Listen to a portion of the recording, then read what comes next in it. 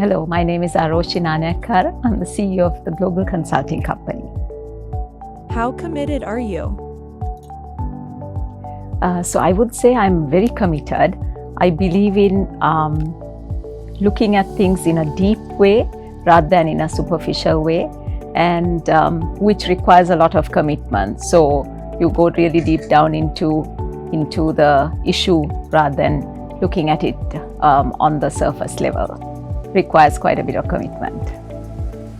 Can your business function day to day without you?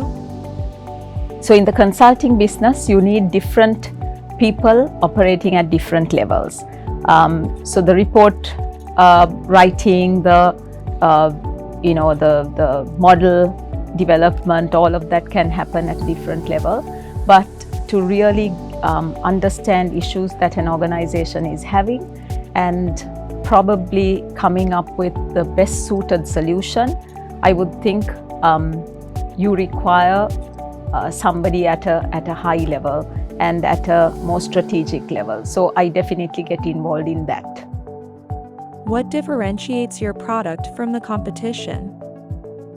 So I would say in terms of differentiation, I would say number one is that I pull in the teams, the core team of an organization into whatever the strategic intervention that we are looking at. So whether it's corporate planning or whether it's visioning for the future for the organization or looking at a restructure, it is the core team that really has to deliver at the end. So many consulting firms come out and give a theoretical model which might not get carried through by the teams. So getting their buy-in right at the beginning and involving them is, I think, key to success, and that's what we do. So that's one differentiating factor. And the other one is really looking at the execution part. It's not the planning part and the strategizing part alone that spells success. It is finally, at the end, it's the execution. And how I come in and my company comes in is to make sure that we handhold an organization and really monitor the deliverables and the milestones to ensure that execution takes place. So those are two really differentiating factors. How much power do you think customers have? Customers have enormous power. Obviously, the buying decision is by them. So we really need to understand what the customer wants, what the customer might possibly want in the future. Visioning out that future desire is probably left to us, but at the end, it's the customer who rules. How much power do you think suppliers have? Once again, enormous power. I think the COVID pandemic has really shown that, where a lot of the supply chains dried up, and as a result, many organizations came to a grinding halt. So suppliers have lots of power, particularly in today's context, where a lot of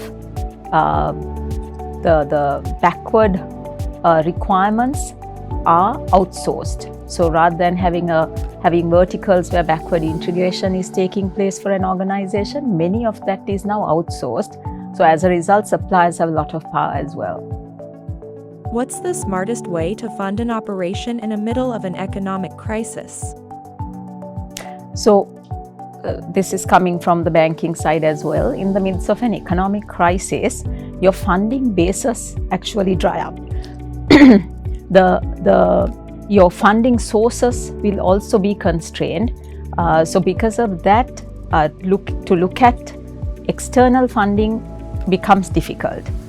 So you really need to look at how do you, as an organization, build the capability to fund yourself.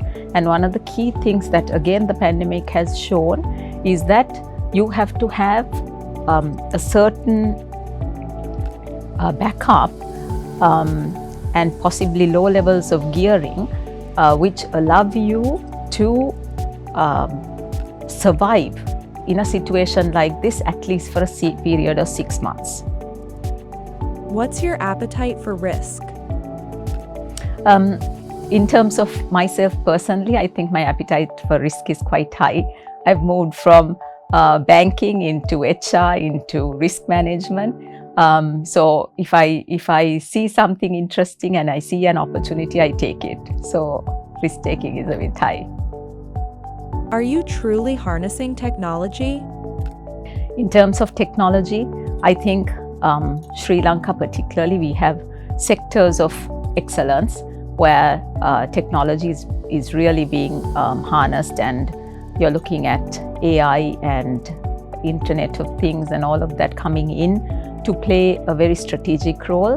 But a lot of organizations today are not yet on that path. So as a country, I think we really need to get on that. Do you have the right people around you?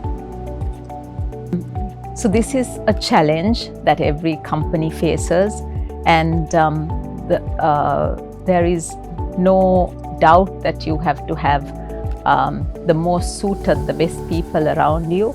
And I think Jack Ma to everybody says, surround yourself with people who are better than you.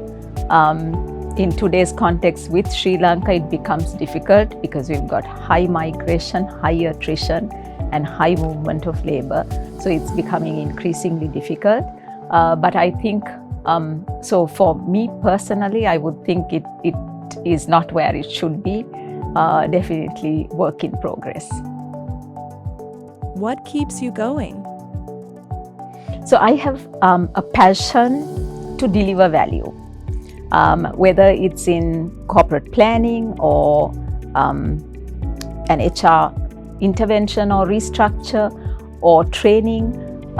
For me, what is of utmost value is the contribution I make, and to see whether that is going to elevate the people and the organization to a different level. And usually the benchmarks that I set for myself are within myself. So I'm constantly trying to see whether I'm doing better than my expectations rather than somebody else's expectations.